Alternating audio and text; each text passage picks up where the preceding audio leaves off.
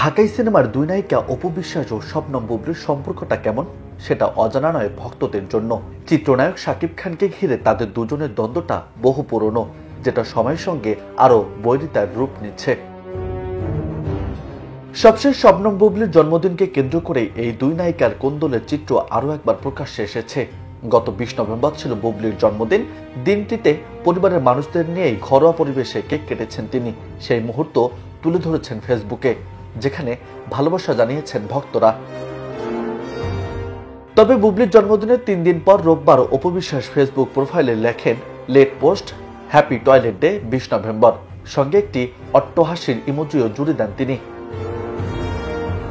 সরাসরি কিছু না বললেও পরোক্ষভাবে বুবলির জন্মদিন নিয়ে ঠাট্টা করেছেন এই নায়িকা, যেটা বুঝতে কষ্ট হয়নি ভক্তদের। কারণ 2022 সালেও বুবলির জন্মদিনে খোঁচা দিয়েছিলেন অপু বিশ্বাস। ওই বছর বুবলি গণমাধ্যমে জানিয়েছিলেন জন্মদিন উপলক্ষে শাকিব খানের কাছ থেকে ডায়মন্ডের নাকফুল উপহার পেয়েছেন তিনি। সেই খবর ফেসবুকে শেয়ার করে অনেকগুলো হাসির ইমোজি দিয়ে অপু লিখেছিলেন, কি যে মজা, চুপ থাকেননি বুবলিও। দুজনে জড়িয়ে পড়েন ভার্চুয়াল যুদ্ধে, একজন অন্যকে নিয়ে নানা রকম কটু মন্তব্যও করেন। সেই ঘটনার 2 বছর পর আবারও বুবলির জন্মদিনে খোঁচা দিতে দেখা গেল অপু বিশ্বাসকে, যা মোটেও ভালোভাবে নেয়নি নায়িকার ভক্তরা। সামাজিক যোগাযোগ মাধ্যমেও সমালোচনার শিকার হয়েছেন অপু বিশ্বাস। অপুকে উদ্দেশ্য করে কেউ লিখেছেন, বুবলিকে নিয়ে আপনার হিংসা কমছে না, কারো মন্তব্য আপনাদের কাদা ছোড়াছুড়ি বন্ধ করুন।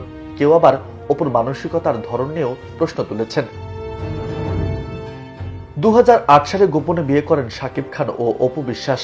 এরপর 2016 সালে 7 সেপ্টেম্বর জন্ম নেয় তাদের প্রথম সন্তান আব্রাহাম খান জয়।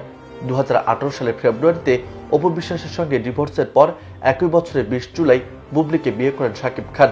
সেই সংসারে 2020 সালে 21 মার্চ শেহজাদ খান বীরের জন্ম হয়। এর কয়েক বছরের মাথায় তাদের বিচ্ছেদের খবরও শোনা যায়।